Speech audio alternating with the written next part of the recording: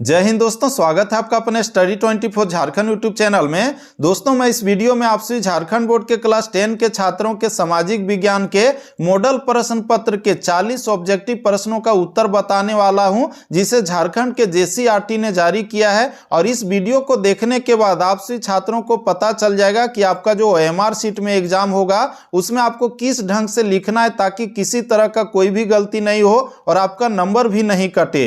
तो दोस्तों, चलिए हम लोग आगे बढ़ते हैं। इस मॉडल प्रश्न पत्र को शुरू से लेकर के अंत तक सभी प्रश्नों के उत्तर को देखें तो इसमें सबसे पहले आपका दिया गया सामान्य निर्देश, जिसमें लिखा हुआ है कि कुल 40 प्रश्न हैं और सभी प्रश्नों के उत्तर अनिवार्य हैं और प्रत्येक प्रश्न के लिए 1 अंक निर्धारित है और प्रत्येक प्रश्न के 4 विकल्प दिए गए, यानी कि ए बी सी डी दिया हुआ है और सही विकल्प का चयन करके ओएमआर शीट में जो सही होगा ए बी सी डी में, उसके गोल घेरे को आपको काला करना है। इसके अंत में लिखा हुआ है कि गलत उत्तर के लिए कोई अंक नहीं काटे जाएंगे, यानी कि जेईई या नीट या फिर अन्य परीक्षाओं में जिस तरह से माइनस मार्किंग होता है उस तरह से झारखंड बोर्ड के क्लास 10, 12 या 8, 9, 11 में नहीं होता है। तो आपका भी जो है माइनस मार्किंग नहीं होगा, किसी तरह का आपका नंबर नहीं कटेगा। दोस्तों, इसके बाद हम लोग आगे बढ़ें तो आपका जो इतिहास है, तो इतिहास से शुरू में आपका 10 प्रश्न दिया गया है और ठीक इसी तरह से आपके बोर्ड एग्जाम में भी शुरू का जो 1 से लेकर के 10 नंबर तक का प्रश्न होगा वो इतिहास से होगा। वहीं पर इसी तरह से आपका ज्योग्राफी है, सिविक्स है और इकोनॉमिक्स, हर विषय से आपका 10-10 नंबर पूछा जाएगा, यानी कि चारों विषय से आपका 10-10 नंबर पूछा जाएगा, कुल मिलाकर के 40 नंबर का। तो यहां पर जो हम लोग देख रहे हैं इतिहास का जो आपका पहला प्रश्न है वह है कि राष्ट्रवाद में एक निश्चित भौगोलिक क्षेत्र में रहने वाली जनता इनमें से किसके द्वारा जुड़ी होती है। तो इसमें ऑप्शन दिया हुआ है समान संस्कृति, बी में समान इतिहास, सी में भाषा और लोक परंपरा और डी में दिया हुआ इनमें से सभी। तो इसका सही उत्तर क्या हो जाएगा? इसका सही उत्तर होगा ऑप्शन नंबर डी, इनमें से सभी, क्योंकि ये जो तीनों है तीनों सही कहा गया है। इसके बाद हम लोग आगे बढ़ते हैं तो दूसरा प्रश्न आपका दिया गया कि जर्मनी के एकीकरण में प्रमुख भूमिका निभाने वाले बिस्मार्क कहाँ के चांसलर थे। दोस्तों, ये जो बिस्मार्क है यह लौह और रक्त के नीति पर विश्वास करता था और यह आपका पर्सा का चांसलर था। कहाँ का था? पर्सा का था। दोस्तों, इसके बाद हम लोग आगे बढ़े तो तीसरा प्रश्न है कि सरदार वल्लभ भाई पटेल ने किस किसान आंदोलन का नेतृत्व किया था। तो इन्होंने बी यानी कि बारदोली आंदोलन का नेतृत्व किया था। और दोस्तों, इसी बारदोली आंदोलन के दौरान बारदोली के महिलाओं ने वल्लभ भाई पटेल को सरदार की उपाधि दी थी और उसी दिन से वल्लभ भाई पटेल सरदार वल्लभ भाई पटेल के नाम से जाने लगे थे। इसके बाद हम लोग आगे बढ़े तो चौथा प्रश्न आपका है कि साइमन कमीशन भारत क्यों आया था। दोस्तों, ये जो साइमन कमीशन है ये 1928 ईस्वी में भारत आया था। तो भारत क्यों आया था? तो इसका जो सही उत्तर होगा ऑप्शन नंबर ये होगा कि भारत में संवैधानिक व्यवस्था की कार्यशैली का अध्ययन करने के लिए आया था। इसका पांचवा प्रश्न है कि प्राचीन काल में किस स्थल मार्ग से एशिया और यूरोप का व्यापार होता था। तो इसका सही उत्तर होगा ऑप्शन नंबर बी, रेशम मार्ग, जिसको सिल्क रूट भी कहते हैं। और दोस्तों, इसी रास्ते से चीनी रेशम का पोटली आता जाता था, साथ ही साथ बहुत सारे धर्म प्रचारक लोग और यात्री लोग भी आते जाते थे। तो इसका उत्तर हम लोगों ने देख लिया, सही उत्तर होगा ऑप्शन नंबर बी, रेशम मार्ग। इसके बाद हम लोग आगे बढ़े तो आपका छठा प्रश्न है कि गाड़ियों के उत्पादन के लिए असेंबली लाइन का प्रयोग अमेरिका में सबसे पहले किसने किया था।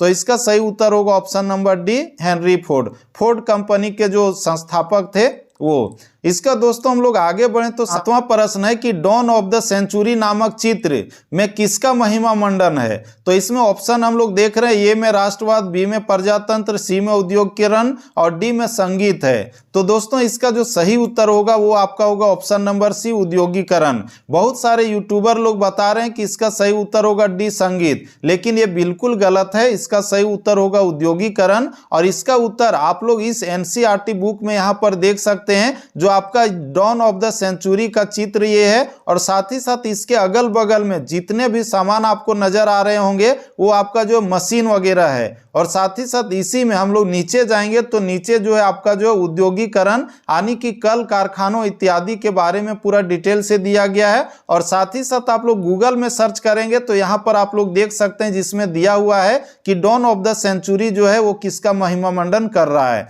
तो इस तरह से हम लोगों ने देखा कि आपका जो सातवां प्रश्न है उसका सही उत्तर होगा ऑप्शन नंबर सी, औद्योगिकरण का। दोस्तों इसके बाद 8वां प्रश्न है कि स्पिनिंग जेनी मशीन ने किस प्रक्रिया में वृद्धि की, तो इसका सही उत्तर होगा ऑप्शन नंबर ए, कताई। दोस्तों ये जो स्पिनिंग जेनी मशीन है इसका आविष्कार किसने किया था, जेम्स हारग्रीव्स ने किया था 1733-34 ईस्वी के आसपास।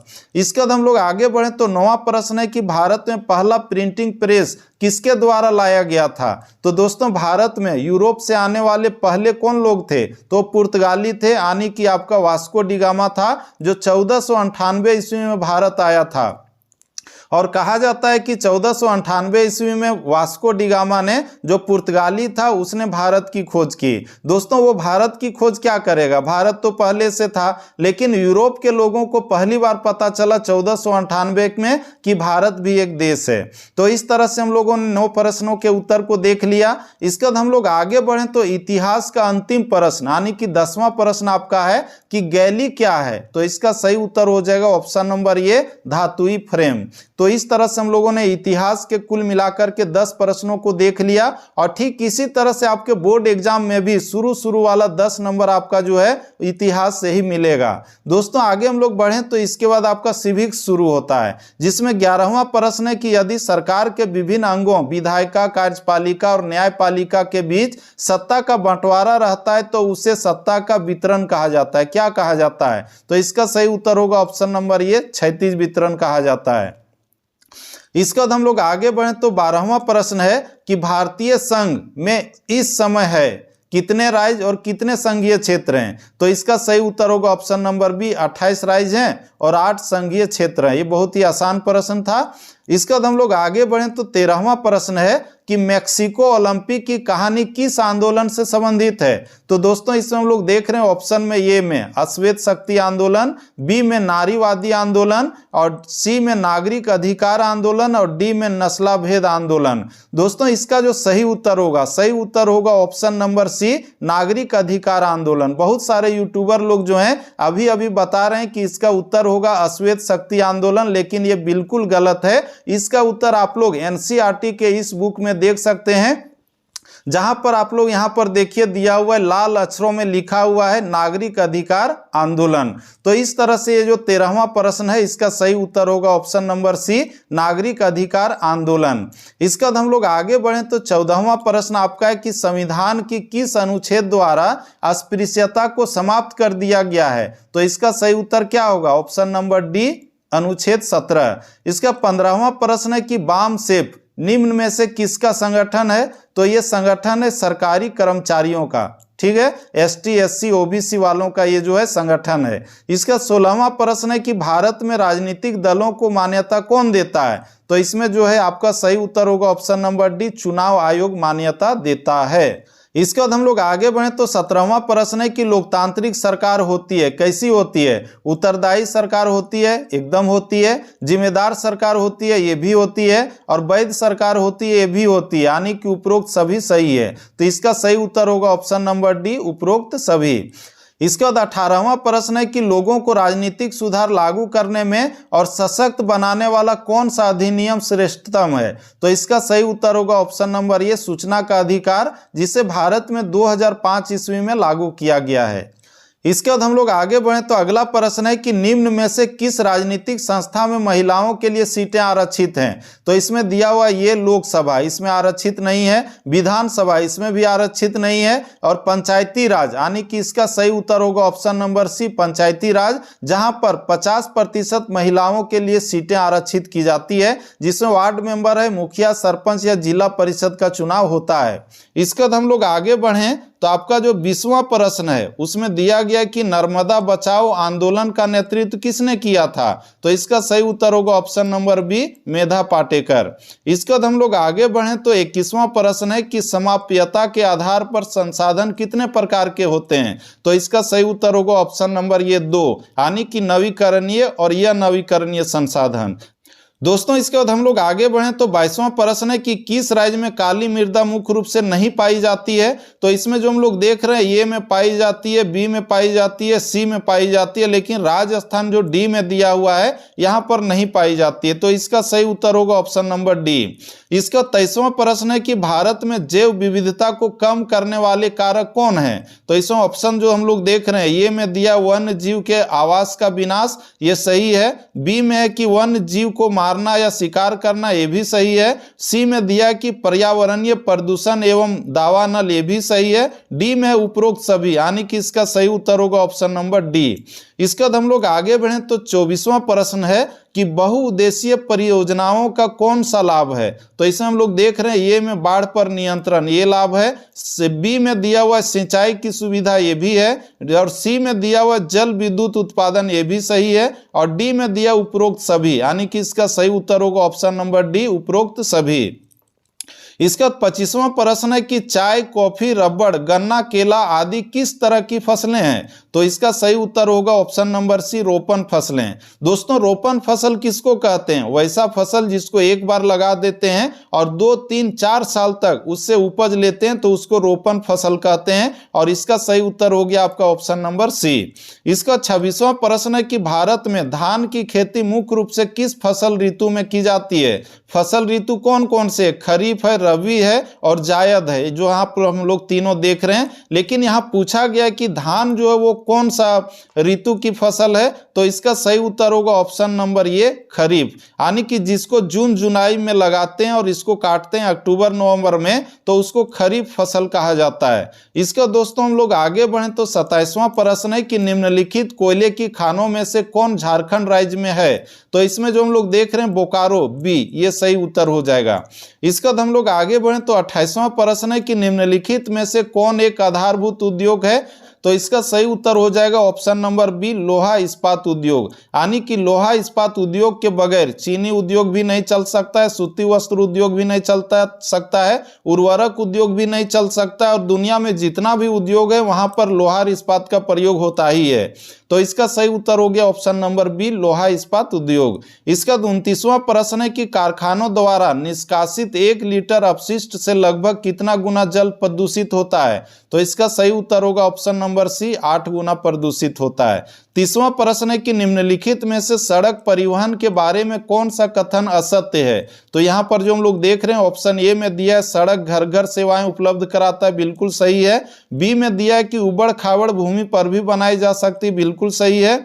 सी में है कि सड़क परिवहन अन्य परिवहन के साधनों के लिए कड़ी का कार्य करता है, ये भी सही है। और डी में दिया हुआ है कि रेलवे की अपेक्षा लागत बहुत अधिक है, ये गलत बात है। रेलवे की अपेक्षा सड़क निर्माण में लागत बहुत कम होता है। तो इसका सही उत्तर होगा ऑप्शन नंबर डी। इसके बाद हम लोग आगे बढ़ें तो 31वां प्रश्न है कि मानव विकास रिपोर्ट देशों की तुलना किस आधार पर करती है। तो इसमें जो हम लोग देख रहे हैं स्वास्थ्य, शिक्षा, प्रति व्यक्ति आय, तीनों के आधार पर करती है, यानी कि इसका सही उत्तर होगा ऑप्शन नंबर डी, उपरोक्त सभी। इसका 32वां प्रश्न है कि इनमें से कौन भावी पीढ़ी के कल्याण को परिभाषित करता है। तो इसका सही उत्तर होगा ऑप्शन नंबर सी, धारणीय विकास। दोस्तों इसके बाद हम लोग आगे बढ़ें तो 33वां प्रश्न आपका है कि सलमा एक सरकारी अस्पताल में नर्स का कार्य करती है। सलमा किस क्षेत्र की गतिविधि में संलग्न है। दोस्तों यहाँ पर जो हम लोग देख रहे हैं सरकारी है, मतलब ये जो है संगठित संस्थान है ना। तो इसका सही उत्तर हो जाएगा ऑप्शन नंबर डी। इसका 34वां प्रश्न है कि सेवा क्षेत्र में इनमें से किस तरह की गतिविधियां शामिल हैं। तो इसमें जो हम लोग देख रहे हैं इसका सही उत्तर होगा ऑप्शन नंबर सी, परिवहन, संचार और बैंकिंग, यानी कि अन्य क्षेत्रकों को जो सहयोग करता है वो है आपका परिवहन, संचार और बैंकिंग। तो इसका सही उत्तर हो गया ऑप्शन नंबर सी। इसका 35वां प्रश्न है कि निम्न में से कौन वस्तु विनिमय का उदाहरण है। निम्न में से कौन वस्तु विनिमय का उदाहरण है, यानी कि वस्तु से वस्तु खरीदा जा रहा है। तो इसमें ऑप्शन ए में देख रहे हैं हम लोग कि 1 गाय के बदले में 5 बकरी का सौदा हो रहा है। तो इसका उत्तर यही होगा, बाकी बी, सी और डी इसका उत्तर नहीं होगा। इसका दोस्तों हम लोग आगे बढ़े तो 36वां प्रश्न है कि व्यापारिक बैंक के कार्य क्या हैं। व्यापारिक बैंक के क्या कार्य हैं। तो इसमें दिया हुआ ए में साख निर्माण, बी में दिया हुआ ऋण देना, सी में जमा स्वीकार करना और डी में दिया हुआ इनमें से सभी, यानी कि इसका जो सही उत्तर होगा ऑप्शन नंबर डी होगा, इनमें से सभी। इसका 37वां प्रश्न है कि बहुराष्ट्रीय कंपनियों का देशों के उत्पादन पर नियंत्रण होता है। यहाँ पर क्या होगा? तो यहाँ पर होगा एक से अधिक देशों। ठीक है। इसका 38वां प्रश्न है कि फोर्ड मोटर किस देश की कंपनी है? तो इसका सही उत्तर होगा अमेरिका। ये जो फोर्ड मोटर कंपनी है, ये कहाँ की कंपनी है? अमेरिका की कंपनी है। और इससे संबंधित एक प्रश्न हम लोगों ने ऊपर में भी देख चुका है।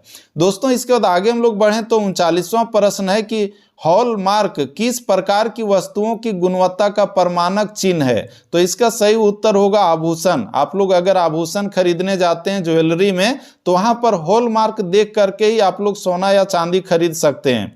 इसका 40वां प्रश्न है कि राष्ट्रीय उपभोक्ता दिवस किस तिथि को मनाया जाता है?